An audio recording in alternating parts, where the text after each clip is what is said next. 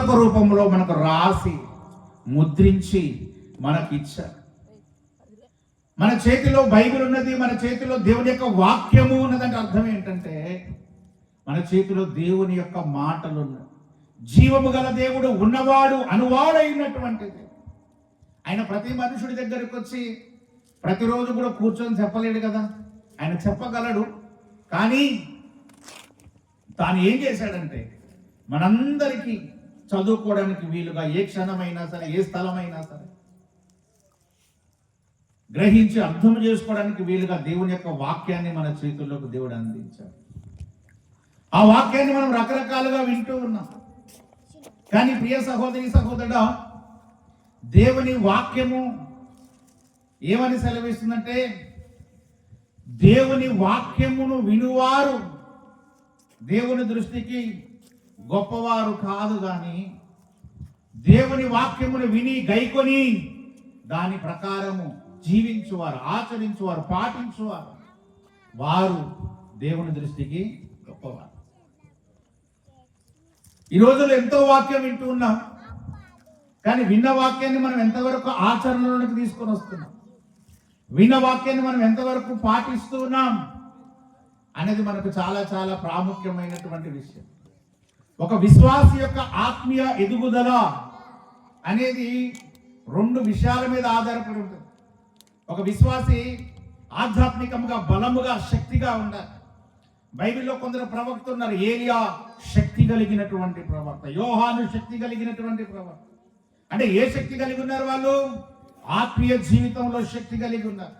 ఆత్మ, పరిశుద్ధాత్మ శక్తి చేత నింపబడ్డారు, బలంగా ఉన్నారు.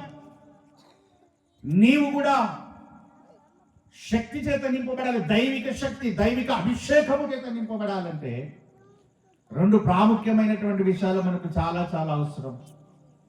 ఒకటి ఏంటంటే ప్రార్థనా జీవితం. ఎడతెగని మోకాళ్ళ ప్రార్థనా జీవితం ఒక వ్యక్తిని దైవిక శక్తి చేత నింపబడుతుంది. ఈ రోజుల్లో చాలా మంది నిర్లక్ష్యం చేసేటువంటి ఒక విషయం ఏంటంటే ప్రార్థనా జీవితాన్ని చాలా నిర్లక్ష్యం చేస్తూ ఉంటారు. సంఘాల్లో దైవజనులు అందరూ ప్రకటిస్తూనే వస్తారు, ప్రార్థన చేయండి, మీకు వీలు కుదిరినప్పుడు ప్రార్థన చేయండి, వీలైతే ఉదయాన్నే లేచి ప్రార్థన చేయండి. ఎందుకు ప్రార్థన చేయమంటారు? ప్రార్థన చేస్తే కలిగే ప్రయోజనం ఏంటి అంటే ప్రార్థనలో శక్తి ఉన్నది, ప్రార్థనలో అభిషేకం ఉన్నది, ప్రార్థనలో బలం ఉన్నది, ప్రభావం ఉన్నది. ప్రార్థన అనేది ఒక వ్యక్తి యొక్క జీవితాన్ని మారుస్తుంది, ఒక ప్రాంతాన్ని ప్రభావితం చేస్తుంది. మనం ప్రార్థన చేయకపోతే మనం దేని మీద విజయాన్ని సాధించలేం. నేను ఒక మాట చెప్తాను. ఒక వ్యక్తి తన సమస్యల మీద విజయం సాధించాలన్నా, లేదా వ్యాధులు నయమేలాగా ప్రార్థన చేయాలన్నా, లేదా దురాత్మలను వెళ్ళగొట్టాలన్నా, నువ్వు ఏ ప్రార్థన లేకుండా వెళితే సాధ్యం కాదు. నీకు సమస్యల మీద, చీకటి శక్తుల మీద, వ్యాధుల మీద, వేటి మీద నీకు అధికారం రావాలన్నా నీకు కావాల్సింది ఏంటంటే ఒంటరిగా నువ్వు మోకాళ్ళ మీద దేవుని సన్నిధిలో కనిపెట్టి ప్రార్థన చేయాలి. ప్రార్థనా పరులే విజయవంతముగా తమ సేవను, తమ ఆధ్యాత్మిక జీవితాన్ని కొనసాగిస్తారండి. ప్రార్థన లేనటువంటి సంఘము కానీ, ప్రసంగము కానీ, ప్రార్థన లేనటువంటి జీవితము కానీ అది ఎదగదు, ఫలించదు, ఆశీర్వదించబడదు. కాబట్టి విధిగా తప్పనిసరిగా ప్రతి క్రైస్తవుడు కూడా ప్రార్థన చేయాలి. కొన్నిసార్లు నా చిన్నతనంలో కొంతమంది చెప్తా ఉంటే విన్నాను, ప్రార్థన ఏం అవసరం లేదండి, ప్రార్థన చేయాల్సిన పనిలే అని అన్నారు. దేనికండి అని అడిగితే వాళ్ళు ఏం చెప్పారంటే, నీకు అక్కరగా ఉన్నవేమో అది దేవుడికి తెలుసు. ఇప్పుడు యేసు ప్రభుకి నీకు ఆకలి అవుతుందనుకో, నువ్వు చెప్తేనే నాకు తెలుస్తుందా? సర్వాంతర్యామి, సర్వజ్ఞానాన్ని తెలుసుకోగలడు, నువ్వు చెప్పాల్సిన పని ఉంది. లేదా నువ్వు ఫీజు కట్టాలి, స్కూల్ ఫీజు కట్టాలి, కాలేజ్ ఫీజు కట్టాలి, డబ్బులు అయిపోయినాయి, నువ్వు చెప్తేనే తెలుసుకుంటాడా? ఆయనకు తెలియదా? లేదా నీకు అనారోగ్యం వచ్చి నువ్వు చెప్తేనే తెలుసుకుంటాడా? సర్వజ్ఞాని అయిన దేవుడికి మరలా మనం చెప్పడం ఎందుకు, మరలా మనం ప్రార్థన చేయడం ఎందుకు? అవసరం లేదు, ఆయన తెలుసుకుంటాడు. మీకు అక్కరగా ఉన్నవే ఆయనకు తెలుసు అన్నారు. కాబట్టి మనం ప్రార్థన చేయక్కర్లేదు అని అన్నారు. మరి అప్పుడు నాకు ప్రశ్న వచ్చింది, ప్రార్థన చేయక్కర్లేదని అంటే యేసు ప్రభువే విసుగక ఎడతెగక నిత్యము మీరు ప్రార్థన చేయండి, మెలకువగా ఉండి మీరు ప్రార్థన చేయండి. ఆత్మలో ప్రార్థన చేయండి. మీరు శోధనలో ప్రవేశించకూడనట్టు మీరు ప్రార్థన చేయండి. మరి ఇవన్నీ కూడా చెప్పింది ఎవరు? యేసు ప్రభువే చెప్పాడు. యేసు ప్రభు తాను చెప్పడమే కాకుండా చాలా చీకటిగా ఉండగా పెందలకడనే లేచి ఏం చేసేవాడట ఆయన? అరణ్య ప్రాంతానికి వెళ్ళి ఏకాంతముగా దేవుని సన్నిధిలో మొరపెట్టేవాడు, ప్రార్థన చేసేవాడు. ప్రార్థన అవసరం లేకపోతే యేసు ఎందుకు ప్రార్థన చేస్తాడు? ప్రార్థన అవసరం లేకపోతే యేసయ్య మనల్ని ఎందుకు ప్రార్థన చేయమంటారు? అసలు ప్రార్థన అవసరం లేకపోతే శిష్యులు వచ్చి యేసు ప్రభువును ఒక ప్రశ్న అడిగారు. ప్రభువా, యోహాను తన శిష్యులకు నేర్పిన నీవును మాకు నేర్పు అంటే, ప్రార్థన అక్కర్లేదు బాబు, నాకు అన్ని తెలుసు, మీరు చేయాల్సిన అవసరం లేదు అన్నాడా? ఏమన్నాడు యేసు ప్రభు? మీరు ప్రార్థన చేయనప్పుడు ఇలాగూ చేయండి అంటే. చూడండి, యేసు తనంతటి తాను ప్రార్థన చేశాడు. అలాగే తను అడిగినటువంటి వ్యక్తులకు, శిష్యులకు కూడా ప్రార్థనను నేర్పించాడు. ప్రార్థన చేయమని మనకు బోధించాడు. ఎందుకు ఆ మాట చెప్పాడు అంటే, ప్రార్థనలో గొప్ప శక్తి ఉంది, ప్రార్థనలో బలం ఉంది, ప్రభావం ఉంది, అభిషేకం ఉన్నది. ప్రార్థన చేస్తే జీవితాలు మారిపోతాయి. ప్రార్థన చేస్తే సమస్యలు తొలగిపోతాయి. ప్రార్థన చేస్తే అపవిత్రాత్మల మీద మనకు అధికారం, శక్తి వస్తుంది. ఏ ప్రార్థన చేయని ఒక దురాత్మ పట్టినప్పుడు ప్రార్థన చేశాడు అనుకోండి, రివర్స్ అయిపోయింది. మీకు తెలుసుగా, బైబిల్లో సంఘటన ఉంది. అపోస్తల కార్యాల్లో కొంతమంది ఉన్నారట. ఒక దెయ్యం పట్టిన వ్యక్తి దగ్గరకు వస్తే, యేసునామం అని మేము ఉచ్చరించుతున్నాము, వెళ్ళిపోన్నదట దెయ్యాన్ని. దెయ్యం వెళ్ళిపోయిందా? ఏం చేసింది? వారందరినీ, మాకు యేసు తెలుసు, పౌలు తెలుసు, నువ్వెవరు అని చెప్పి వాళ్ళు ఏం చేసిందట? ఆ ఊరంతా పరిగెత్తించిపెట్టింది. కారణం ఏంటి? యేసు అనేటువంటి నామం ఉచ్చరిస్తే కాదు, దాన్ని ధరించి పరిశుద్ధాత్మ శక్తి చేత నింపబడి, ప్రార్థన అభిషేకము చేత నింపబడితే అప్పుడు నీకేం చేస్తున్నది? లోకం. కనుక ఆత్మీయముగా మనం బలంగా ఉండాలంటే, ఆత్మీయంగా మనం బలంగా ఉండాలంటే మనకేం కావాలి చెప్పండి? ప్రార్థనా జీవితం. నేను ఎంతో మంది గొప్ప గొప్ప దైవజనుల యొక్క పుస్తకాలు చదివానంటే, డేవిడ్ లివింగ్స్టన్, చార్ల్స్ జే ఫిన్నీ, హడ్సన్ టైలర్, అలాగే దినకరన్ గారు, భగత్ సింగ్ గారు, ఏసన్న గారు, ఏమంటే సాధు సుందర్ సింగ్ గారు, మంగుమూడి దేవదాసయ్య గారు, ఇలా ఎంతో మంది మహానుభావులు, జాషువా డానియల్ గారు, దేశాన్ని ప్రభావితం చేసిన గొప్ప గొప్ప దైవజనుల జీవిత చరిత్ర మొత్తం చదవండి. ఏ భక్తుడైనా సరే రోజుకి 5 నుంచి 10 గంటలు ప్రార్థన చేయకుండా ఉన్నాడేమో మీరు చూడండి. దేవదాసయ్య గారు బైబిల్ మిషన్ స్థాపించారు, చాలా గొప్ప సంస్థను స్థాపించారు. ఆయన రోజు రాత్రి 10 కాగానే ఏకాంతంగా వెళ్ళి ప్రార్థన చేసేవాడు తెల్లారం దాకా. జాషువా డానియల్ గారు లెమన్స్ ఇమాంజలికల్ ఫెలోషిప్ స్థాపించినటువంటి వ్యక్తి, రాత్రంతా ప్రార్థన చేసేవారు. భక్త సింగ్ గారు దినానికి 8 గంటలు ప్రార్థన చేసేవారు. ఇలా మీరు చూసుకుంటే ఎంతో మంది, చైనా దేశాన్ని ఉజ్జీవంతో రగిలించినటువంటి హడ్సన్ టైలర్ గురించి ఒక సాక్ష్యం ఉంటుంది తెలుసా? హడ్సన్ టైలర్ ప్రార్థించక ముందు చైనా దేశంలో సూర్యుడు ఉదయించాడు. అంటే మీరు ఆలోచించండి, ఎంత తెల్లారక ముందే, ఎంత ఎర్లీగా లేచి ఆయన ప్రార్థన చేస్తాడు. వారంతగా సమర్పించుకొని ప్రార్థన చేశారు కాబట్టి దేశాలు కదిలించబడ్డాయి, రాష్ట్రాలు కదిలించబడ్డాయి, ప్రజలు మారారు, రక్షణలోకి వచ్చారు, ప్రభావంతో నింపబడ్డారు. కాబట్టి ప్రియా సహోదరి సహోదరుడా, మనం ఏది నిర్లక్ష్యం చేసినా, దేని నిర్లక్ష్యం చేయకూడదు? ప్రార్థనా జీవితాన్ని మనం ఎప్పుడు కూడా నిర్లక్ష్యం చేయకూడదు. మీరు ఎవరైనా సరే, నువ్వు విశ్వాసవా, సేవకుడువా? చాలా మంది అంటారు, విశ్వాసంలో మాకెందుకంటే సేవకులు చేస్తే సరిపోద్దిగా ప్రార్థన అని. ఏమండి, సేవకులు ఒక్కలే చేస్తే సరిపోద్దా? విశ్వాసులమైనటువంటి మనము కూడా ఏం చేయాలి చెప్పండి? ప్రార్థనా జీవితాన్ని కలిగి ఉండాలి. నీ సమస్యల కొరకు నువ్వు ప్రార్థన చేసుకోవాలి. నీ కుటుంబ సమస్యల కొరకు నువ్వు విజ్ఞాపన చేయగలగాలి. అప్పుడు దేవుడు నీ జీవితంలో అద్భుతం చేస్తాడు, ఆశ్చర్యకార్యం చేస్తాడు. సేవకులు ప్రార్థన చేస్తారు. సేవకులతో పాటు నీకు కూడా ప్రార్థించేటువంటి అనుభవం అనేది ఉన్నప్పుడు ఆత్మీయంగా నువ్వు ఎదుగుతావు, ఆత్మీయంగా బలపడతావు, ఆత్మీయ జీవితంలో ఉజ్జీవింపబడతావు, అభిషేకించబడతావు, అనేకులకు ప్రయోజనకరమైనటువంటి వ్యక్తిగా నువ్వు మార్చబడతావు. ప్రార్థన అనేది ఒక ఉజ్జీవాన్ని తీసుకొని వస్తావు. చాలా కాలం క్రితం ఒక సేవకులు, మీకు బాగా పరిచయమైనటువంటి వ్యక్తి ఎడ్వర్డ్ విలియమ్స్ గారికి మీ అందరికీ బాగా చూసే ఉంటారు ఇంటర్నెట్లో. ఆయన కొలంబియా దేశంలో జరిగినటువంటి ఒక సంఘటన చెప్తా ఉంటే నేను విన్నాను. కొలంబియా అనేది అమెరికన్ కాంటినెంట్లో ఒక దేశం. ఈ కొలంబియా ప్రాంతంలో ఎలా ఉంటుందంటే, చాలా అది పాపముతో నింపబడినటువంటి దేశము. అక్కడ కూడా చాలా డ్రగ్స్, మాఫియా, రౌడీయిజం ఇదంతా ఉంటుందంట. అక్కడ ప్రజలకు రక్షణ లేదు, అంతా విచ్చలవిడి జీవితం, పాప జీవితంలో జీవించేటువంటి వ్యక్తి. ఆ కొలంబియాలో ఆ పట్టణంలో కొన్ని సంఘాలు ఉన్నాయి, ఒక 10-15 కానీ, అవి నామమాత్రంగా నడిచేటువంటి సంఘాలు. దానిలోకి ఎవరు వ్యక్తి వెళ్ళరంట. రక్షణ లేదు, మారు మనసు లేదు, ఉజ్జీవం లేదు, పాపం మీద విజయం లేదు. ఎక్కడ చూసినా కానీ రోజుకు హత్య జరుగుతుంది, ఎక్కడ చూసినా గొడవలే. ఆ పట్టణమంతా కూడా పాపముతో నింపబడిపోయింది. ఆ పట్టణమంతా పాపముతో నింపబడిపోయినప్పుడు అందులో ఉన్నటువంటి ఒక వృద్ధుడికి భారం కలిగిందంట. చూస్తే ఆత్మలో పరితాపం కలిగిందంట. అయ్యా, ఇక్కడ ఉన్న వారందరూ పాపములో జీవిస్తున్నారు, వీరు ఇలాగే మరణిస్తే, ఇలాగే చనిపోతే నరకానికి వెళ్ళిపోతారు. వీరందరూ రక్షింపబడాలి, మారు మనసు పొందాలి, పాప జీవితాన్ని విడిచిపెట్టాలి, పరిశుద్ధపరచబడాలి. అప్పుడైతేనే రక్షింపబడి నిత్య జీవాన్ని పొందుతుంటారు అని చెప్పి ఒక్కొక్క వ్యక్తికి సువార్త చెప్తా ఉంటే ఎవరు వింటలేదు. నువ్వేంది నాకు చెప్పేది అన్నట్లుగా తయారు. ఎవరు వింటారా? పాపములో ఉన్నవారు, డ్రగ్స్కి అలవాటు పడ్డవారు, రౌడీలు, పేకాట ఆడేవారు, వారందరూ మళ్ళీ యేసుని నమ్ముకుంటారా? ఆయనకు అన్ని చీత్కారాలు ఎదురు దెబ్బలు తగిలా. కనుక ఆ వృద్ధుడు ఒక పని చేశాడట. ఇలా చెప్తే ఎవరు మారారు కానీ రోజు ఉదయాన్నే 3 గంటలకు లేచి ఆ ఊరి చివర ఒక కొండ ఉండేదంట. ఆ ఊరి చివర ఉదయాన్నే లేచి వెళ్ళి ఆ కొండ మీదకి ఎక్కేవాడట. ఎక్కి ఆ కొండ మీద మోకాలు వేసి, నిలువు మోకాలు వేసి ఆ పట్టణం వైపు చేతులు జాపి రోజు ప్రార్థన చేసేవాడట. ఉదయం తెల్లవారి వరకు, ప్రభువా ఈ పట్టణాన్ని రక్షించు, ఈ పట్టణంలోని ప్రజలు మారు మనసు పొందాలి, రక్షణ పొందాలి, పాపాన్ని విడిచిపెట్టాలి, పరిశుద్ధత వైపు మారాలి అని రోజు రోజు రోజు తెల్లవారి దాకా ప్రార్థన చేస్తూ వచ్చాడట. అలా 3 నెలలు ప్రార్థన చేశాడట.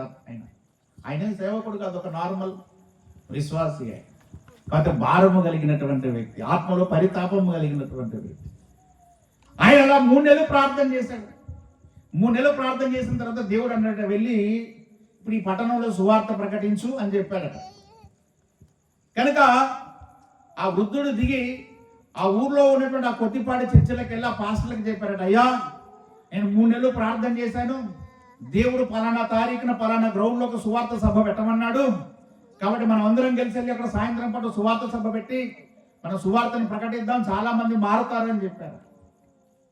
అలా వృద్ధుడు కనపడ్డలకు అందరికీ చెప్పుకుంటూ వచ్చాడట. ఎవ్వరు కూడా భయం అవుతుంది. ఎందుకు? ఆ ఊర్లో ఉన్నటువంటి గుండాలను బట్టి ఎవరొచ్చి కొడతారు, ఎవరొచ్చి చంపుతారు, సువార్త చెబితే, ప్రకటిస్తే అని. అలా ఆయన ప్రకటిస్తుండగా పలానా తారీఖు ప్రార్థన జరుగుతుంది, రండి అని చెప్తుండగా కొందరు దుండగులకి ఆయన మీద కోపం వచ్చి ఆయన చంపేశారు. ఏమయ్యా, నువ్వు ఈ ఊర్లో సువార్త చెప్తావా, రక్షణ సువార్త సభ పెడతావా అని చెప్పి ఆయన చంపేశారు. పాపం వృద్ధుడు చనిపోయాడు. అనుకున్న తారీఖు కంటే ముందుగా ఏ రోజు సభ అనుకున్నారో ఆ సభ కంటే 2-3 రోజుల ముందే పాపం వృద్ధుడు చనిపోయాడు. ఎంతో భారముతో, ఆశతో ఆ పట్టణం యొక్క రక్షణ కొరకు, ఆ ప్రజల యొక్క మారు మనసు కొరకు, వారు పాపం నుంచి విడిపించబడి, పరిశుద్ధపరచబడి, నిత్య జీవము పొందుకోవాలన్న ఆశతో. దాంట్లో ఆయనకేం స్వార్థం లేదు. అలా ప్రార్థన చేస్తే, అలా సువార్త ప్రకటించడానికి ఏం కోర్టులో ఆయనకేం కిరీటం రాదు. అయినా సరే ఏ వ్యక్తి కూడా నశింపక, నిత్య నరకానికి వెళ్ళక, నిత్య జీవములకు వెళ్ళాలనే ఉద్దేశంతో, భారంతో ఆయన అలా ప్రార్థన చేస్తానికి మిగిలింది ఏముందండి? మరణించాడు. పాపం ఆయన అనుకున్నటువంటి సభ జరగక ముందే మరణించాడు. తీసుకెళ్లారు, సమాధి చేస్తారు. అయిపోయి ఆ ఊర్లో ఉన్నటువంటి పాపాత్ములందరూ అనుకున్నారట, ఇంకా అయిపోయిందిలే, ఏం జరుగుద్దులే అని అనుకున్నారట. ఆ ఒకరోజు అయిపోయింది, 2వ రోజు అయింది. ఆ మీటింగ్ పెట్టాలనుకున్న రోజు వచ్చేసింది. ఆయన ఈవినింగ్ 5 o'clock మీటింగ్ పెడదాం అనుకున్నాడు. ఎవరు వస్తారు? పెట్టాలనుకున్న వ్యక్తే చనిపోయాడు. టైం అయిపోతుంది, 5 అయిపోతా ఉంది, ఎవరు రాలేదు. అయితే ఆ ఊర్లో ఉన్నటువంటి ఒక ఆయనకు ఒక ఆలోచన ఇచ్చిందట. పాప ఆ వృద్ధుడు బ్రతికినప్పుడు 3 మాసాలు కష్టపడి ప్రార్థన చేశాడు, పట్టణం యొక్క రక్షణ కొరకు ప్రార్థన చేశాడు, ఆత్మలు రక్షింపబడాలని ప్రార్థన చేశాడు. అయ్యో, ఆ వ్యక్తి లేడే, చనిపోయాడు. కనీసం ఆయన చనిపోయి ఆయన కోరికన్నా తీరుస్తాం, ఎవరు రాకపోయినా నేనొక్కనైనా సరే వెళ్ళి ఆ గ్రౌండ్లో ఏదో ఒక మూల కూర్చొని ఆయన కొరకు ఒక 2 నిమిషాలు ప్రార్థన చేసి వస్తాను అని చెప్పి ఒక వ్యక్తి బయలుదేరాడు. బయలుదేరి ఆ గ్రౌండ్లోకి వెళ్ళి ఆ గ్రౌండ్ చుట్టూ తిరుగుతూ హల్లెలూయా హల్లెలూయా అనుకుంటూ తిరుగుతూ ఉన్నాడట ఆయన. ఆ వ్యక్తి తిరుగుతుండగా ఇంకొక ఆయన వచ్చాడట. అట్లనే అనుకోండి, తిరుగుతుండగా ఇంకొక ఆయన వచ్చాడట. గంట అయిపోయింది, పట్టణము మొత్తము కూడా గ్రౌండ్లోకి వచ్చేసిందట. అందరూ కన్నీళ్లు విడిచి పాపాలు ఒప్పుకుంటూ ఏడుస్తున్నారట. పరిశుద్ధాత్మ కుమ్మరించబడింది. పాపంతో నింపబడిన ప్రజలందరూ కూడా తమ పాపాలు ఒప్పుకుంటూ మేము ఇంత దుర్మార్గంగా జీవించాం, ఇంత పాపంలో జీవించాను వెక్కి రాత్రి 10-11 దాకా ఏడ్చారట. మారు మనసు పొందారు, రక్షణ పొందారు. తెల్లారి ఆ ఊర్లో ఉన్నటువంటి క్లబ్బులు, పబ్బులు, బార్లు అన్ని కొలగొట్టేశారట. ప్రజలందరూ రక్షించబడి సువార్త ప్రకటన చేస్తూ వచ్చారు. ఆ ఊర్లో వారు చేస్తున్నటువంటి వ్యవసాయాన్ని కట అక్కడ పండేటువంటి పొటాటోస్ కానీ క్యాబేజెస్ కానీ నార్మల్గా ఉండే వెయిట్ కంటే 10 times ఎక్కువ ఉంటుంది. ఫారెన్ ఎక్స్పోర్ట్ చేస్తున్నారు. అంటే చూడండి, దేవుడు ఒక పట్టణాన్ని ఎలా మార్చాడో, ఆ పట్టణంలో ఉన్నటువంటి ప్రజలందరినీ దేవుడు ఎలా మార్చాడో మీరు ఆలోచించండి. దీనంతటి కలిగిన కారణం ఏంటి చెప్పండి? ఆ వ్యక్తులు, ఆ పట్టణం అంతా మారు మనసు పొందడానికి కారణం ఏంటి అంటే, ఒకే ఒక వ్యక్తి, ఒకే ఒక వృద్ధుడు తన స్వలాభమును ఆశించకుండా, తనకేమవుతుందో అని కూడా అనుకోకుండా ఏం చేశాడంటే చెప్పండి, వెళ్ళి మోకరించి ప్రార్థన చేశాడు. ప్రార్థనలో ఉజ్జీవం ఉన్నది, ప్రార్థనలో బలం ఉంది, ప్రభావం ఉంది, అభిషేకం ఉంది. ప్రార్థన అనేది మార్చేస్తుంది.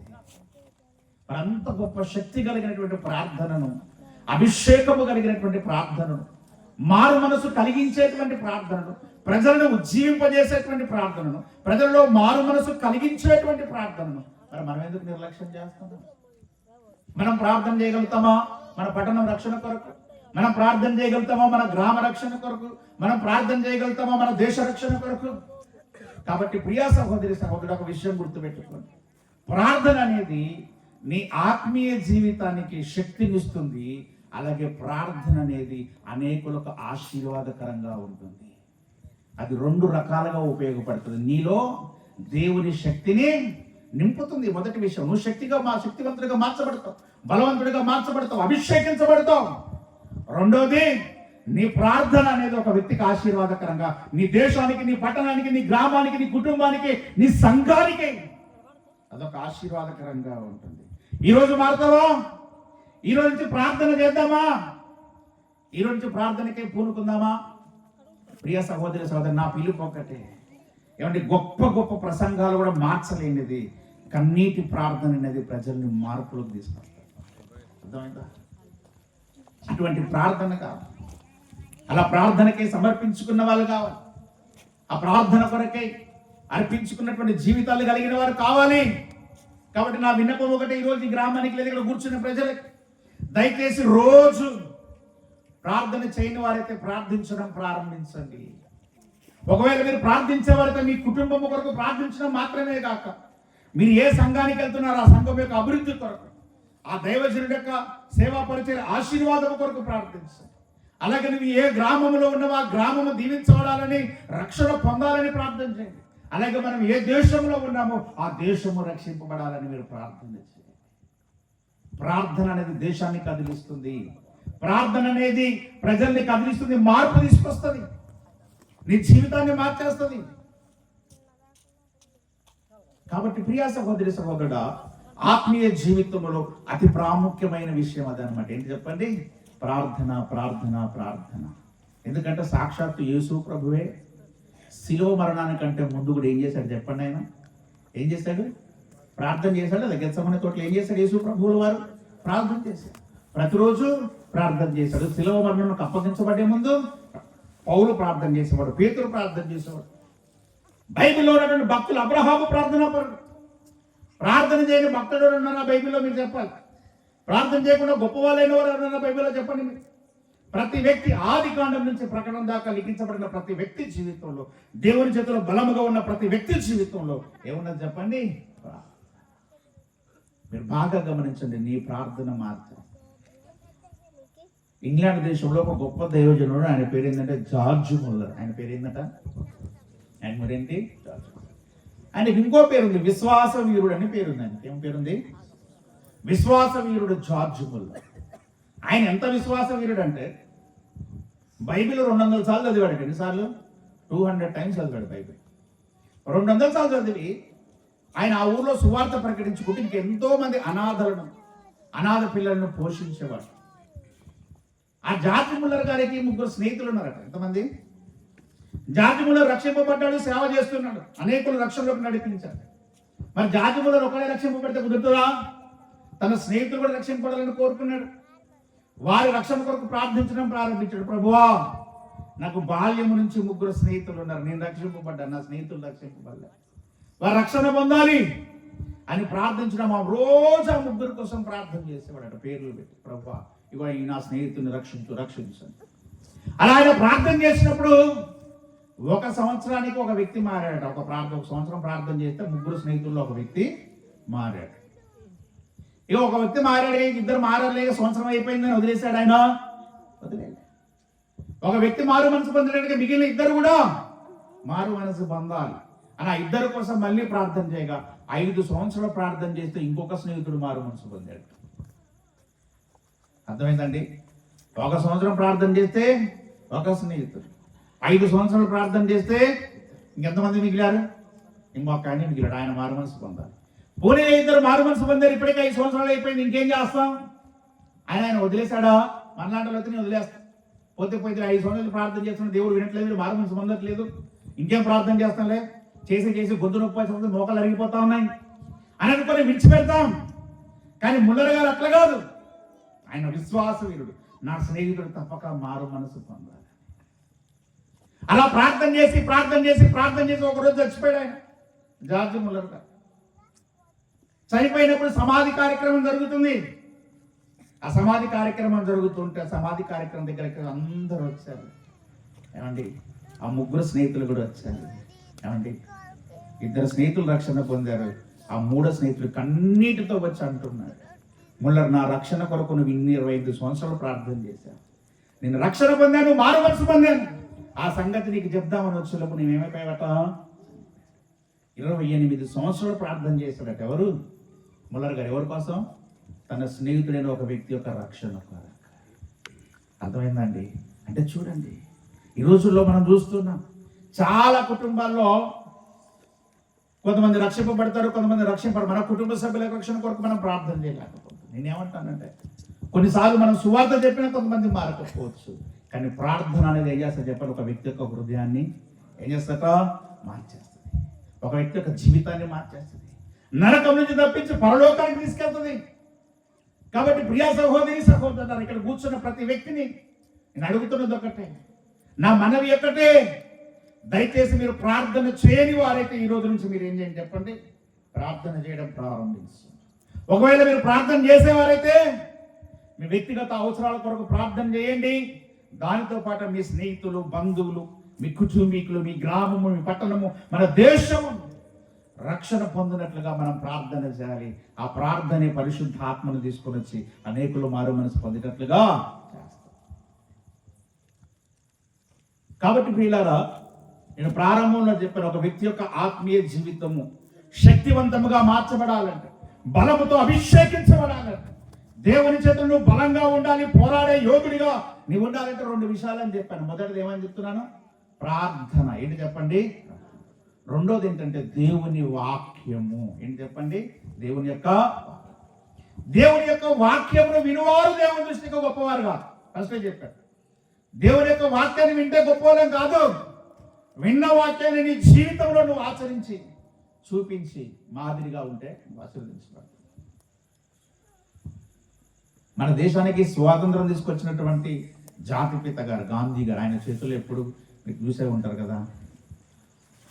మన దేశానికి స్వాతంత్రం వచ్చింది సిద్ధాంతాన్ని బట్టి మనం ఒక తుపాకీ గుండు పేల్చలే, యుద్ధాలు ఏం చేయలే, మనం సైలెంట్గా నిరాహార దీక్షలు, ఆమరణ సత్యాగ్రహాలు ఇవన్నీ చేసుకుంటూ వచ్చాం. అహింసా సిద్ధాంతం, యుద్ధం ద్వారా కాకుండా, హింస లేకుండా అహింస ద్వారా మేము ఏ యుద్ధం చేయము, ఏ రక్తపాతం చేయము, మౌనంగా మా డిమాండ్ తెలియజేస్తాం, మౌనంగా మేము ఎంత బాధనైనా భరిస్తాం. అలా భరించి మాకు స్వాతంత్రం తెచ్చుకుంటామని ఒక అహింసా సిద్ధాంతాన్ని గాంధీ మహాత్ముడు ఎత్తుకున్నారు. ఇప్పుడు గాంధీ గారికి అహింసా సిద్ధాంతం ఎక్కడి నుంచి దొరికిందంటారు? ఏమంటే ఎక్కడి నుంచి తీసుకొచ్చారు ఆయన అంటే, ఆయన కొండ మీద ప్రసంగం బాగా చదివాడు. ఎవరు? గాంధీ గారు. అందులో ఒక మాట ఉంది, మిమ్మల్ని ఒక చెంప మీద కొడితే ఇంకో చెంపను తిప్పి అంటే అర్థం ఏంటి? నువ్వు అన్యాయంగా నన్ను కొడుతున్నావు కదా, అర్థమైందా? వాడు న్యాయంగా కొట్టాడు, ఎట్లా కొడుతున్నట? అన్యాయంగా, నా తప్పేం లేకుండా కొడుతున్నావు కదా, సరే నువ్వు అన్యాయం కొడుతున్నావు కాబట్టి ఈ చెంప మీద కూడా కొట్టచ్చు.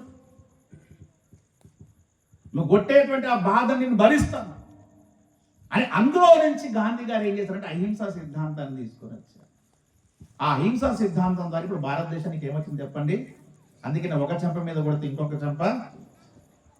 ఆ గాంధీ గారి దగ్గరకు వచ్చి, అయ్యా మీరు క్రైస్తవుడుగా ఉండొచ్చు కదా అని ఆయన ఏమన్నంటే, క్రైస్తవులు అంటే నాకు చాలా ఇష్టం అండి, కానీ క్రీస్తులాగా జీవించేవాళ్ళు నాకు చూపిండి అన్నట్టు. ఏమంటే అది వేరే విషయం. అంటే నేను చెప్పేది ఏంటంటే, మనము వాక్యము వినువారు మాత్రమే ఉండక వాక్య ప్రకారం జీవించేవారమై ఉండాలి. అందుకని మనం ఏం చేయాలా? బైబిల్లో పాత నిబంధనలో దేవుడు ఆహారపు అలవాట్లలో ఒక నియమం పెట్టాడు. మీరు ఏ జంతువును తినాలంటే చీరని రెక్కలు కలిగి నెమరు వేయుచున్నటువంటి జంతువును మాత్రమే తినాలి. అది సిద్ధాంతం. అలాంటి వాటినే మీరు తినాలని చెప్పారు. ఒకవేళ ఒక జీవికి చీరని రెక్కలు ఉంటే కన్నా అది నెమరు వేయదు, మరి దాన్ని తినొచ్చా అంటే తినకూడదు. లేదా ఒక జీవి ఏం చేస్తాడంటే నెమరు వేసగా దాన్ని చీరిన డెక్కలు తినొచ్చా అంటే తినకూడదు.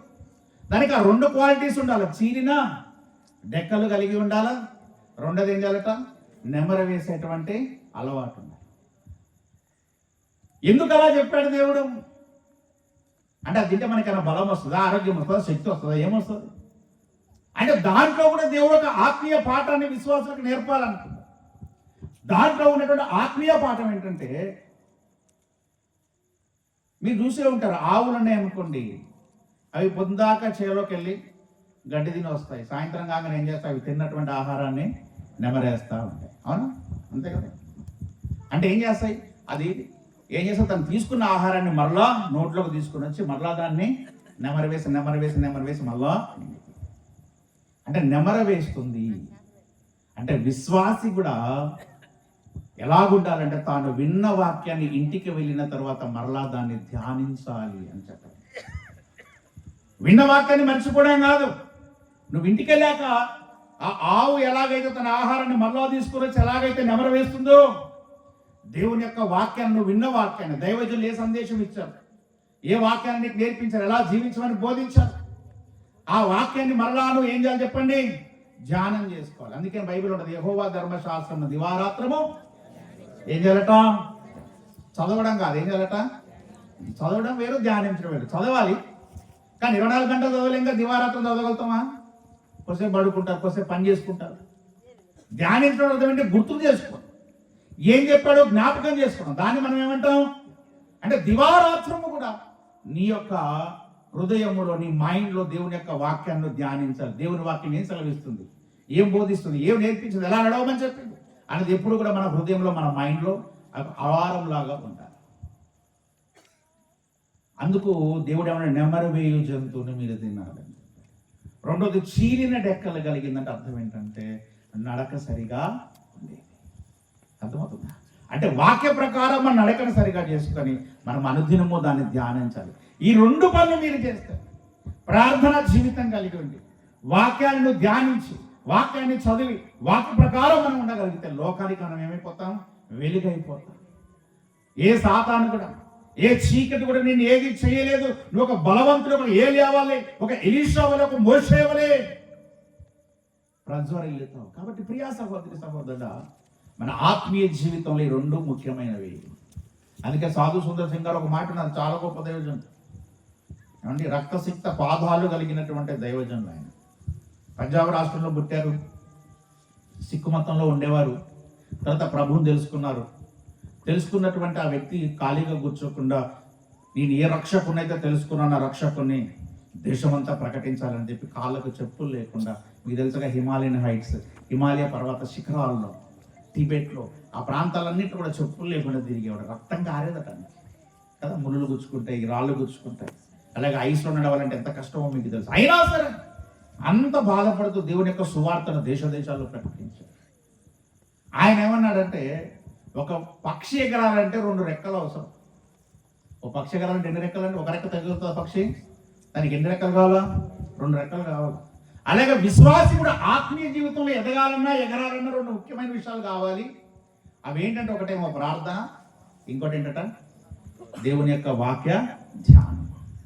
ఈ 2 నీ జీవితంలో ఉంటే నువ్వు ఆత్మీయంగా చాలా ఉన్నతముగా నువ్వు ఎదగలుగుతావు, అభివృద్ధిలోకి రాగలుగుతావు. ఈ విషయాలన్నీ మీకు ఎందుకు చెప్తున్నట్టు? మీరు ఆత్మీయంగా బలపడాలి, ఉజ్జీవింపబడాలి, ఎదగాలి, దేవుని కొరకు రోషంగా నిలబడాలి. కాబట్టి వీళ్ళారా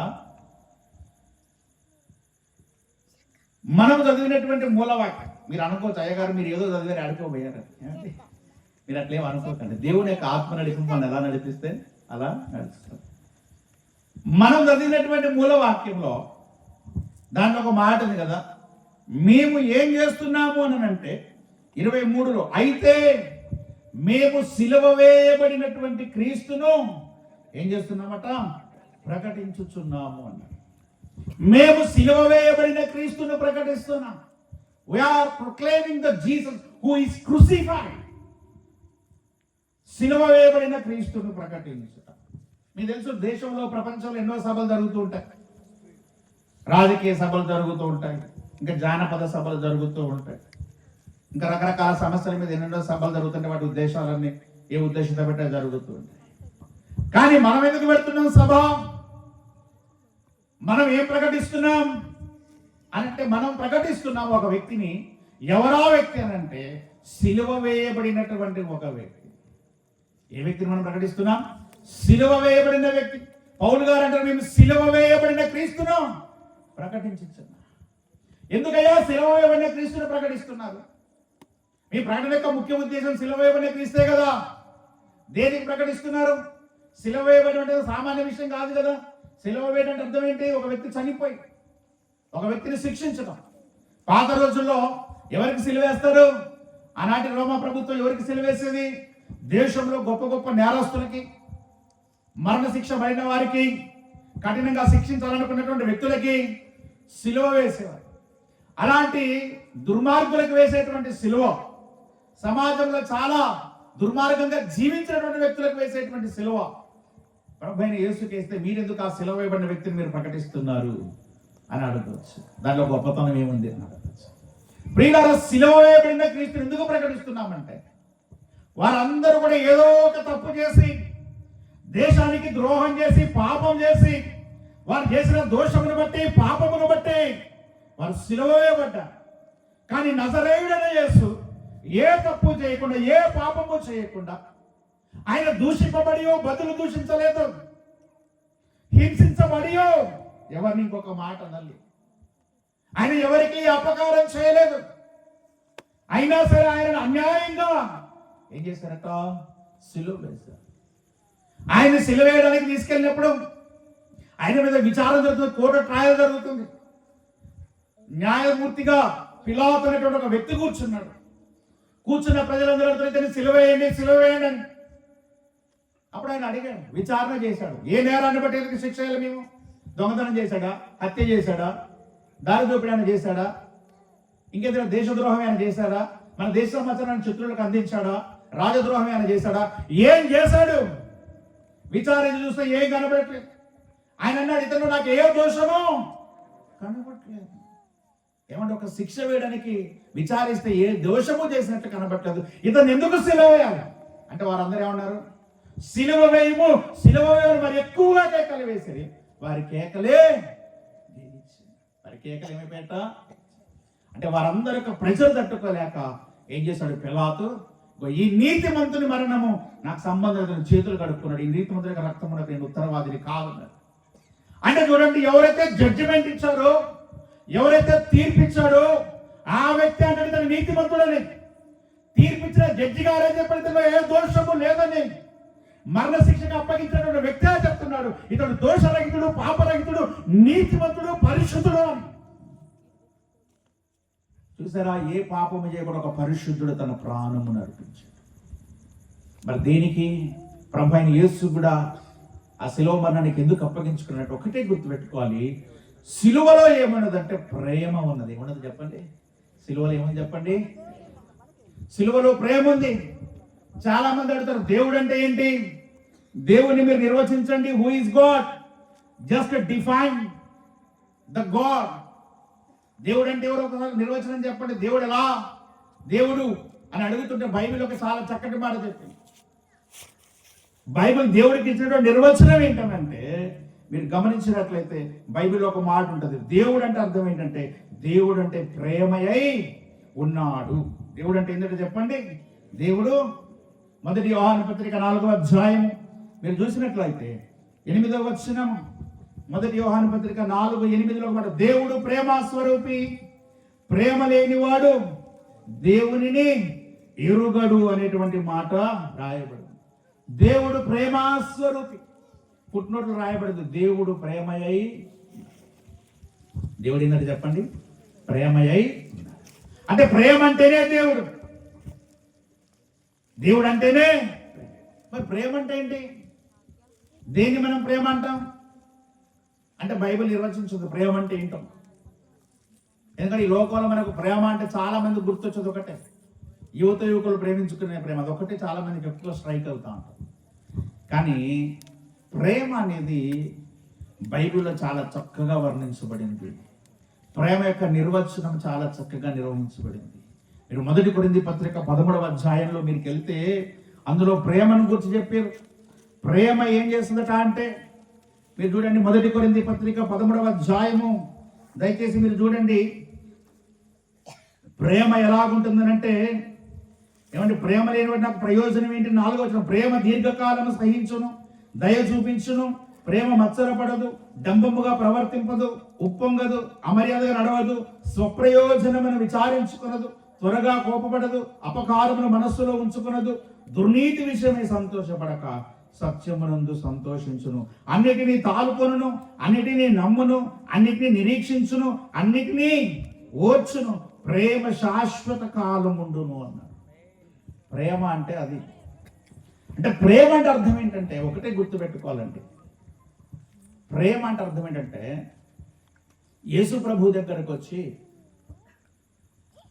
శాస్త్రులు పరిసయ్యులందరూ ఒక మాట అడిగారు, బోధకుడా ధర్మశాస్త్రంలో ముఖ్యమైన ఆజ్ఞ ఆయన శోధించాలని, ఆయన పరీక్షించాలనే ఉద్దేశంతో ఆయన దగ్గరకు వచ్చి ఆయన ఇరుకుని పెట్టాలని. ఎందుకంటే ధర్మశాస్త్రంలో చాలా ఆజ్ఞలు ఉన్నాయి కదా, చాలా ఆజ్ఞలు ఉన్నాయి.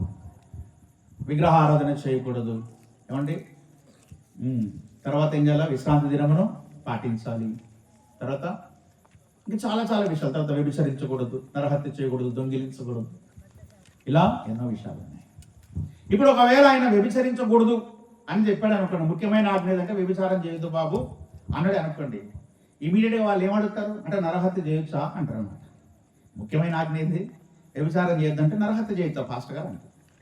ఒకవేళ యేసు ప్రభు నరహత్య చేయకూడదే ముఖ్యమైన ఆజ్ఞ అనుకోండి, వీళ్ళు ఏమంటప్పుడు అంటే వ్యభిచారం చేస్తే ఏం కాదా అంటే కాలికేస్తే మెడకేద్దామని, మెడకేస్తే అంటే ఏదో ఒక మరి 600 పైచలకు ఆజ్ఞలు ఉన్నాయి, ఏదో ఒకటి చెప్తాడు, మిగిలిన పాటించనక్కర్లేదని ఆయన నిరుకొని పెడదామని అన్నాడు.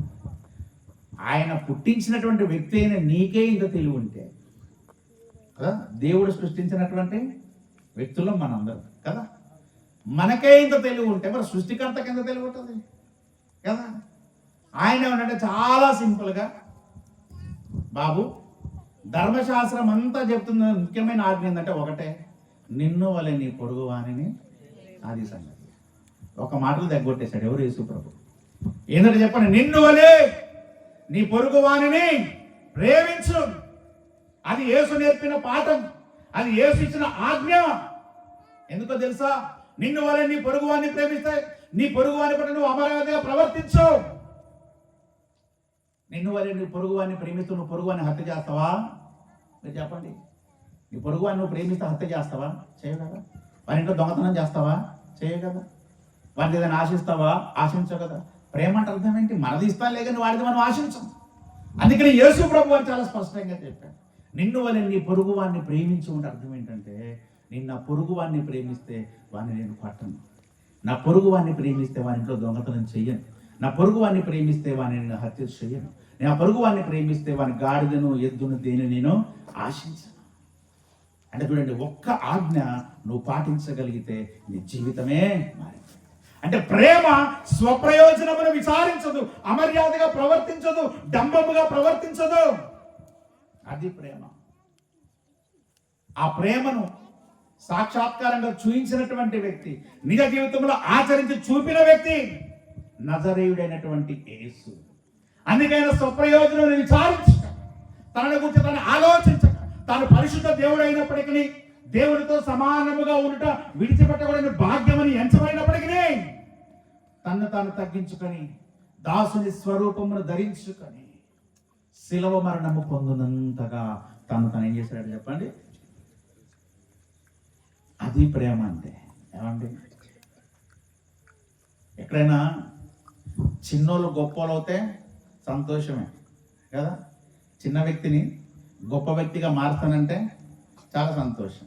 అంటే ఫర్ ఉదాహరణకు ఎవరిని అవమానపడతారని కాదు, కానీ ఒక వార్డు మెంబర్ ఉన్నారనుకోండి. ఒక వార్డు మెంబర్ గారు అంటారు ఆ కాలనీ మొత్తానికి, ఆ వార్డు మొత్తానికి ఆయన సూపర్వైజర్ లాగా ఉంటారు. ఇప్పుడు ఆయన తీసుకెళ్ళి సారి మిమ్మల్ని ముఖ్యమంత్రి చేస్తామన్నారు అనుకోండి, ఫీల్ అవుతాడు ఆయన. నేనంటే ముఖ్యమంత్రి కాడని నాకు వద్దు అని అంటాడా? ఏం చేస్తాడు వెంటనే? ఆహా, ఏమి నా భాగ్యం, ఇప్పటిదాకా ఏదో ఇల్లందులో ఒక వార్డుకి 11వ వార్డుకో 12వ వార్డుకి నేను వార్డు మెంబర్ని, ఇప్పుడు తీసుకెళ్ళి చక్కగా ముఖ్యమంత్రి ఇచ్చారంటే చాలా సంతోషిస్తాడు కదా. అవునా? ఆనందిస్తాడు. ఎందుకు? తక్కువ స్థాయి నుంచి. ఇప్పుడు అదే ముఖ్యమంత్రి గారు ఉన్నారు అనుకోండి, ఉదాహరణకి ముఖ్యమంత్రి గారు మీరేం ముఖ్యమంత్రిగా ఉంటారులేండి, మా ఇల్లందులో 12వ వార్డు కొద్దిగా మీరు వార్డు మెంబర్గా ఉండండి అన్నారు అనుకోండి. ఆయన ఏమంటాడు? సరే బాబు అంటాడా? ఏమంటాడు? ఎవరక్కడా అంటాడు. వీడిని వెంటనే తీసుకుని వెళ్ళి ఎర్రగడ్డగా తీసుకుని వెళ్ళుడి. ఎందుకు ఎర్రగడ్డలు ఏముంటుంది? వీడికి షాక్ ట్రీట్మెంట్, మెంటల్ ట్రీట్మెంట్ ఇచ్చి సైక్రాటిస్ట్ చూపించి రిపోర్ట్స్ అని నాకు పంపండి అంటాడు. అవునా? అంటే చిన్నోడు పెద్దోడు కావడము సంతోషమే, కానీ పెద్దోడు ఎప్పుడు తగ్గించుకొని, అది లోకంలో జరుగుతున్నటువంటి సంగతి.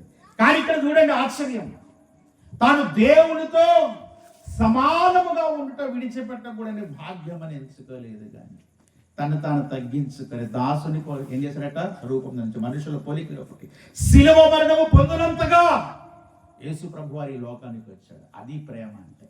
స్వప్రయోజనం ఆశించలేదు. నాకెందుకు 33 సంవత్సరాలు భూమి మీదకి ఎందుకు కష్టపడాలి, ఎందుకు కొరడా దెబ్బలు తినాలి, ఎందుకు ఉమ్మివేయబడాలి, ఎందుకు అవమానించబడాలి, ఎందుకు దూషించబడాలి ఆయన అనుకోలే.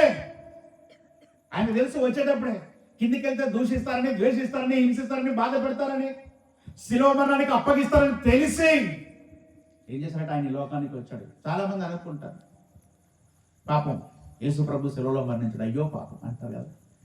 అయ్యో పాపం కాదండి బాబు. ఆయన వచ్చేటప్పుడే ఆయన యేసు ప్రభు వారు ఏం చెప్పారు చెప్పండి? మనుష్య కుమారుడు పరిచారము చేయించుకున్నట్టుకు రాలేదు, కానీ ఇక్కడ పరిచారము చేయుటకును అనేకులకు ప్రతిగా విమోచన క్రేదనముగా తన ప్రాణమును అర్పించుటకు ఈ లోకానికి వచ్చాడు. ప్రాణం పెట్టడానికే వచ్చాడు, శిలువలో మరణించడానికే వచ్చాడు. అందుకని యేసు ప్రభు వారు ఒక మాట అన్నారు. చాలా మంది అయ్యో ఆయన శిలువకు అప్పగించాడు, తన తానే రక్షించుకోలేడు, ఇంకా మనల్ని రక్షిస్తాడు అని కొంతమంది చాలా వెటకారంగా వ్యంగ్యంగా మాట్లాడచ్చు. కానీ యేసు ప్రభు వారు బైబిల్లో ఒక మాట చెప్పాడు. సమయం లేదు కాబట్టి రిఫరెన్స్ చెప్పట్లేదు, ఇంటికి పోయినాక చూసుకోండి. యోహాను సూత్రం ఉంటుంది, నా అంతట నేనే నా ప్రాణమును పెట్టుచున్నాను, నా ప్రాణమును పెట్టుటకును తిరిగి దాన్ని తీసుకుంటకు నాకు అధికారము. యేసు ప్రభు అనుకుంటేనే వాళ్ళు పట్టుకోగలిగారు రోమా సైనికులు. యేసు ప్రభు అనుకుంటేనే ఒక వ్యక్తి ఆయన మీద ఉమ్మివేయగలిగాడు. యేసు ప్రభు అనుమతిస్తేనే ఒక వ్యక్తి వీటి మీద కొట్టగలిగాడు. యేసు ప్రభు అనుమతిస్తేనే ఒక వ్యక్తి గడ్డం పెరికేయగలిగాడు. యేసు ప్రభు అనుమతిస్తేనే మేకులు కొట్టగలిగారు, శిలువకు వేయగలిగారు. ఒకవేళ యేసయ్య వద్దు అని అనుకుంటే ఒకరిని టచ్ చేయగలుగుతాడా?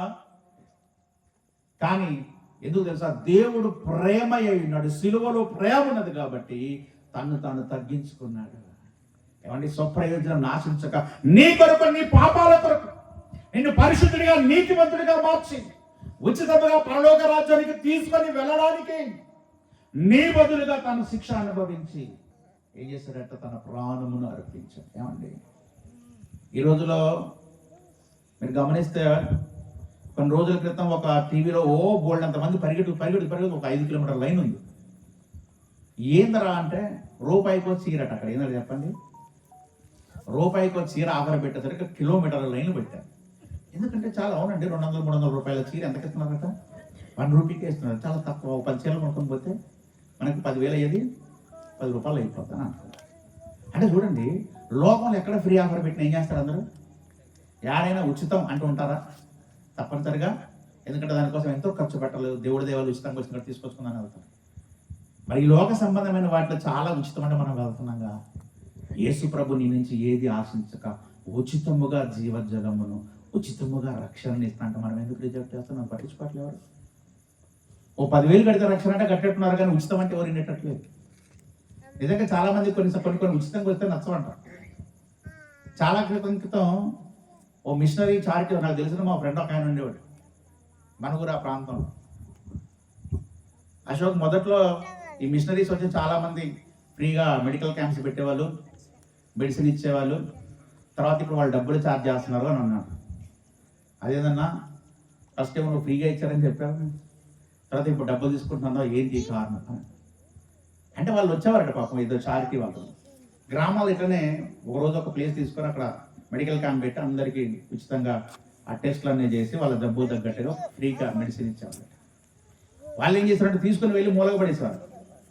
ఎందుకు? ఫ్రీ మెడిసిన్ కదా.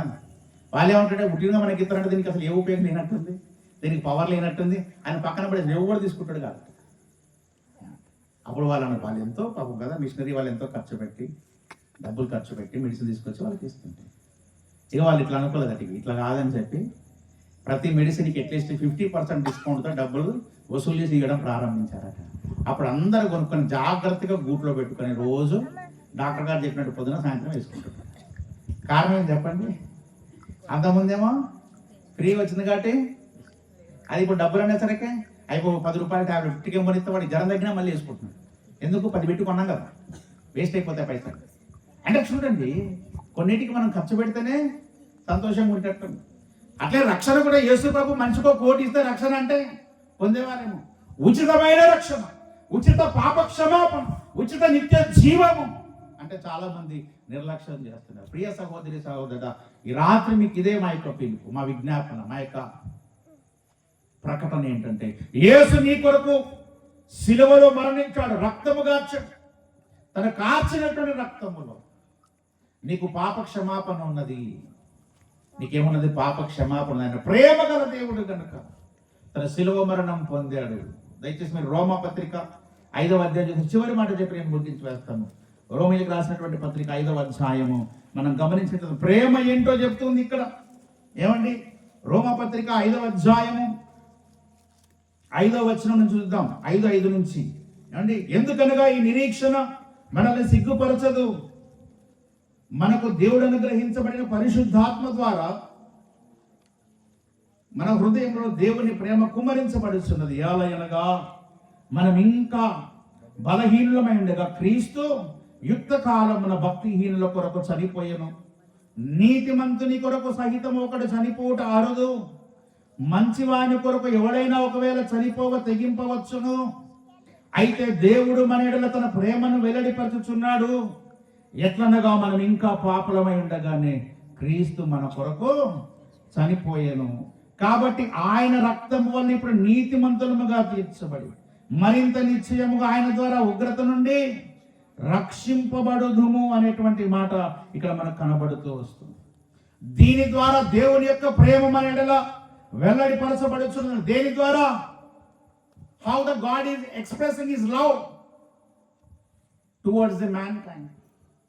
మానవుడేలా తన ప్రేమను ఎలా వెల్లడిపరుస్తున్నాడు అని అంటే ఇక్కడ ఒక చక్కని మాట చెప్పాడు. ఏంటంటే చెప్పాడు, నీతిమంతుని కొరకు సైతం ఒకడు చనిపోవుట కదా.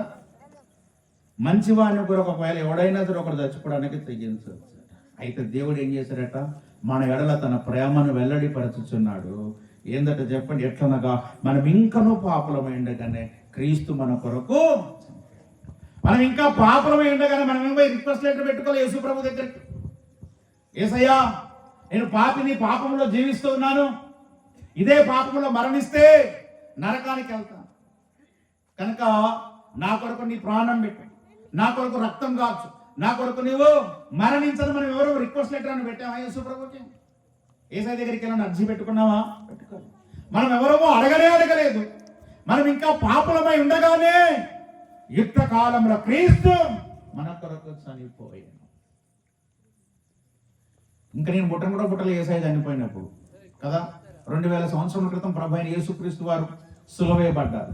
కానీ 2000 సంవత్సరాల క్రితము సిలువ వేయబడేటప్పుడు ఆయన ఒక ఊహలోకి వచ్చాడు. 2000 సంవత్సరాల తర్వాత పలానా గ్రామంలో అశోక్ అన్న వ్యక్తి పుడతాడు, పాపంలో జన్మించినటువంటి వ్యక్తి, ఆయన కొరకు కూడా నేను ప్రాణం పెడుతున్నాను అనుకుని ఆయన మరణించాడు.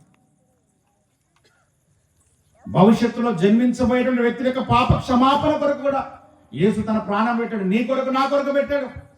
మనం ఎవరు అడగలేదు యేసయ్యని, అయినా సరే యేసు తన ప్రాణమును పెట్టి రక్తమును గార్చాడు, సిలువలో అవమానించబడ్డాడు. మీకు తెలుసుగా యేసుక్రీస్తు ప్రభు వారిని ముఖం మీద ఉమ్మేశారట. మీరు అర్థం చేసుకోండి, ఈ రోజుల్లో మామూలుగా ఒక ఇద్దరు వ్యక్తులు ఎవరైనా సరే కోపం ఎప్పుడు వస్తుంటే ఎవరైనా ముఖం మీద ఉమ్మేస్తే వాళ్ళకి చాలా కోపం వస్తుంది కదా.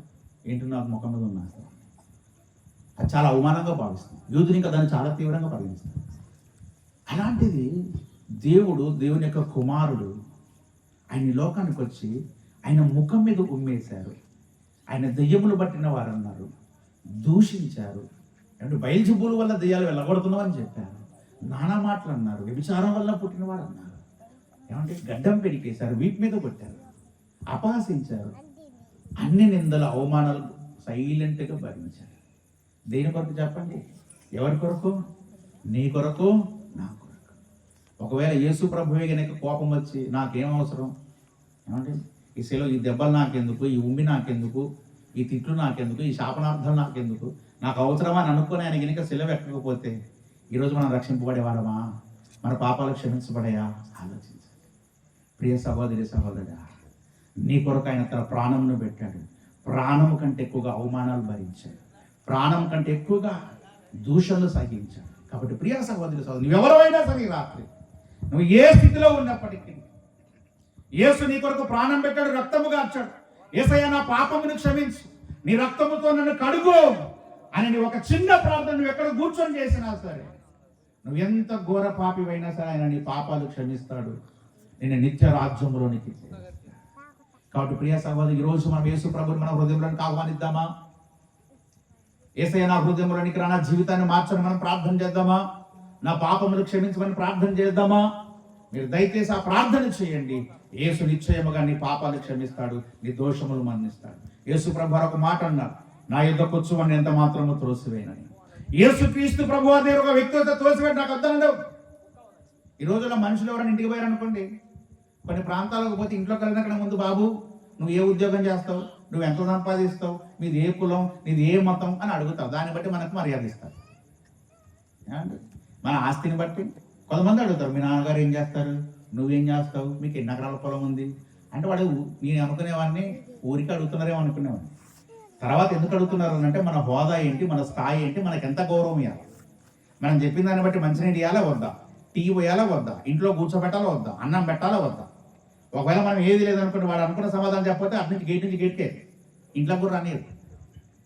ఏదైనా కొద్దిగా సంతృప్తిపరి సమాధానం చెప్తే కొద్దిగా వరండాల నుంచి ఒక గ్లాసు నీళ్లు, ఇక అదే అన్ని వాడి దగ్గర చెప్తే అప్పుడు అంటే మనుషులు దేన్ని బట్టి వెళ్ళేస్తున్నారు? నీ డబ్బును బట్టి, నీ హోదాను బట్టి, నీ అధికారాన్ని బట్టి, నీకున్న ఆస్తిని బట్టి, నీ కులాన్ని బట్టి, నీ మతాన్ని బట్టి. కానీ ఏ సలహా చూస్తాడా? నీకున్న ధనాన్ని బట్టి, నీకున్నటువంటి అంతస్తుని బట్టి చూస్తాడా? అలా చూడు యేసయ్య, నా యొద్దకు వచ్చు అని ఎంత మాత్రమో అంతే. నువ్వు వస్తావా రా, అంతేగాని నువ్వు ఏ కులం, నీది ఏ మతం, నీది ఏ ప్రాంతం, ఏ ఊరు, నీ భాష ఏంటి, ఏమంటే నీది ఏ దేశం, నీకు ఎంత వస్తుంది, ఎన్ని ఎకరాలు అని అడగడు ఆయన. ఎవరినైనా సరే యేసు ప్రేమిస్తాడు, అక్కను చేర్చుకుంటాడు, ఎవరి పాపములైనా క్షమిస్తాడు. అంత మంచి దేవుణ్ణి మనం ఎందుకు వద్దనుకోవాలి? అంత మంచి దేవుణ్ణి మనం ఎందుకు వ్యతిరేకించాలి? దూషింపబడి బదులు దూషించని దేవుడు, వస్తే అక్కను చేర్చుకునే దేవుడు, అడగకపోయినా ప్రాణం పెట్టిన దేవుడు, అడిగిన వెంటనే పాపాలు క్షమించి నిన్ను పరిశుద్ధపరిచి నిత్యత్వం అంతా నిన్ను తనతో పాటు ఉంచే దేవుడు. ఆ దేవుని మనం ఎందుకు వద్దనాలి? ప్రియ సహోదరి సహోదరి, రాత్రి నీకు ఒక ఆశ వచ్చింది. ఈ రాత్రి యేసుని అంగీకరిస్తావా? నీ హృదయంలో చేర్చుకుంటావా? అయితే రండి మనందరం ఒక చిన్న ప్రార్థన చేద్దాం. దయచేసి అందరము కనులు మూసుకుందాం. నాతో కలిసి వింటున్న వారు, కూర్చున్న వారు అందరూ ఒక ప్రార్థన చేయండి. ప్రభువా నా హృదయంలోనికి రండి. అందరం కొద్దిసేపు మనం ప్రార్థన చేద్దాం, తీర్మానం చేసుకుందాం. ఈ రాత్రి ఒకవేళ నువ్వు రక్షింపబడకపోతే, ఇంకా నీ పాపాలను ఒప్పుకొనకపోతే, ఇంకా నీ పాపము జీవితాన్ని విడిచిపెట్టకపోతే, ఈ రాత్రి యేసుని ప్రభు నిన్ను పిలుస్తూ ఉన్నాడు. యేసయ్య నిన్ను ప్రేమిస్తూ ఉన్నాడు. ప్రియ చెల్లి, ప్రియ తమ్ముడు, ప్రియ సహోదరి, సహోదరుడా, ఈ రాత్రి నీ జీవితాన్ని మార్చుకుంటావా?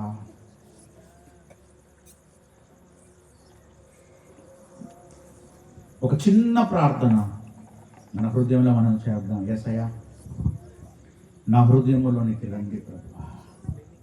యేసయ్యా, నా జీవితాన్ని మార్చండి స్వామి. యేసు, నా పాపములను క్షమించండి అని మనం ఒక ప్రార్థన చేద్దాం. ప్రార్థన. నా యొద్దకు వచ్చువాన్ని ఎంత మాత్రమో నేను త్రోసివేనన్నాడు యేసుక్రీస్తు. అందరికీ ప్రభు అని చెప్పాడు. ప్రయాసపడి భారం మోసుకుంటున్న సమస్త జనులారా, నా యొద్దకు రండి, నేను మీకు విశ్రాంతి కలగజేస్తానని దేవుడు చెప్పాడు. ఈ రాత్రి మనం ప్రార్థన చేద్దాం. యేసయ్యా, నా పాపాలు క్షమించు, నా దోషములు మన్నించు, నా అపరాధములను క్షమించు తండ్రి.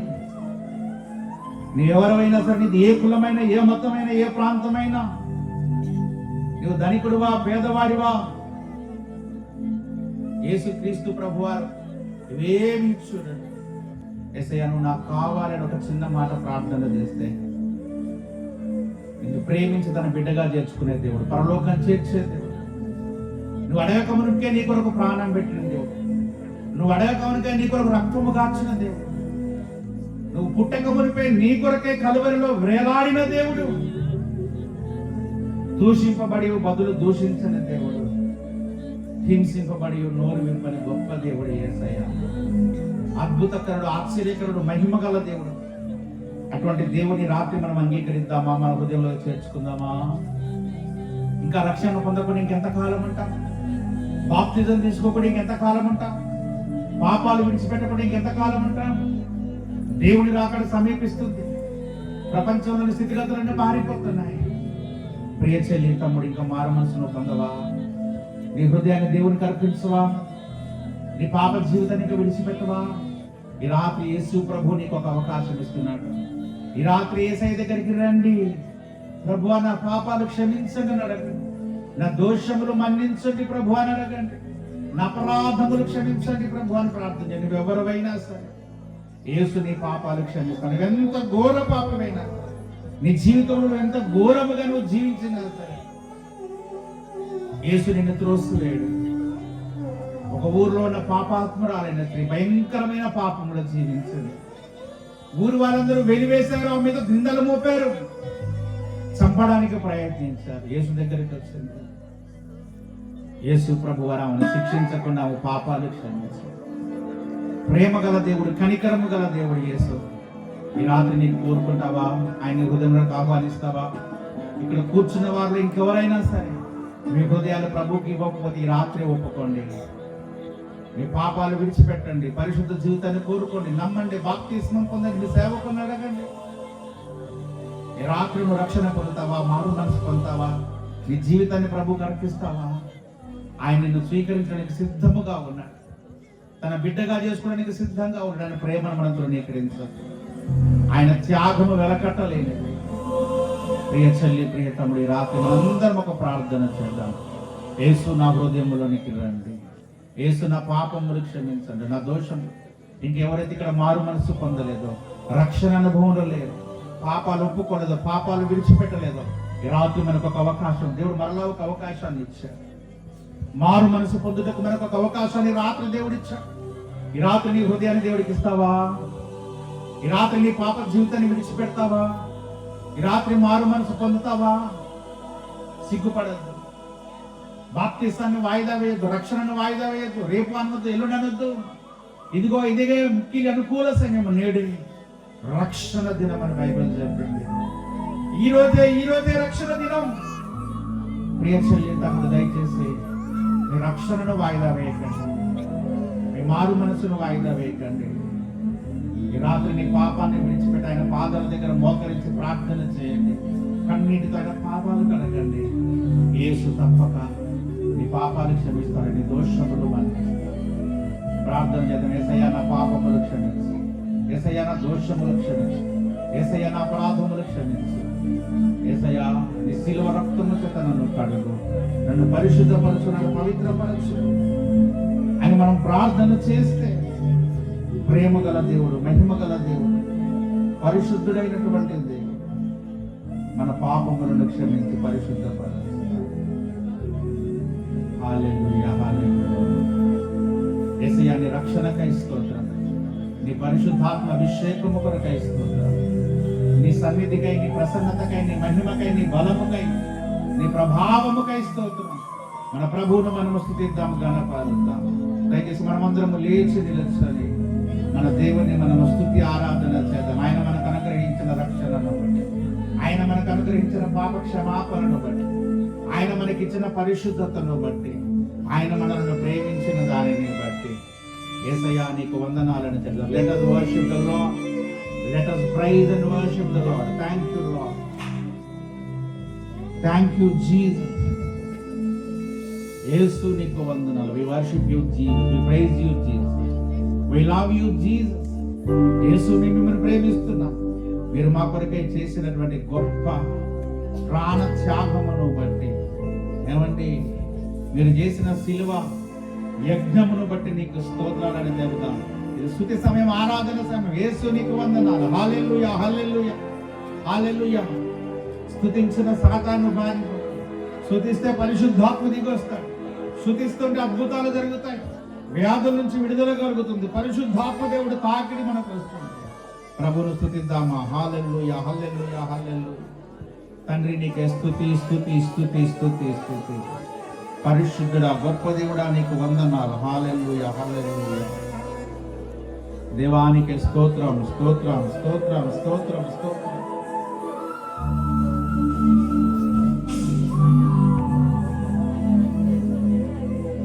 కృపగల దేవానికి వందనాలు.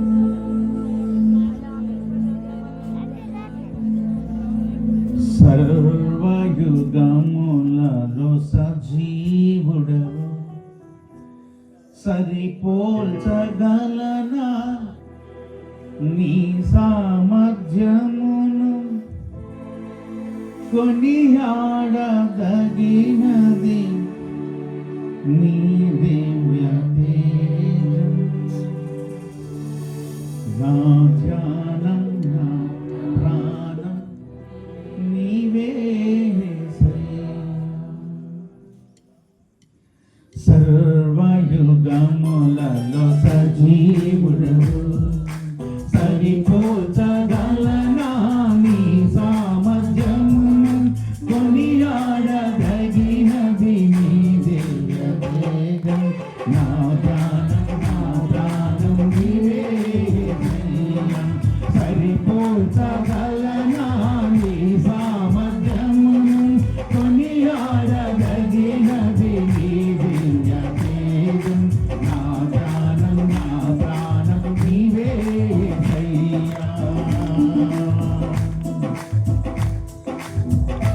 Hallelujah. We praise you, Jesus. We thank you, Lord. We worship you. యేసు నీకు స్తోత్రం.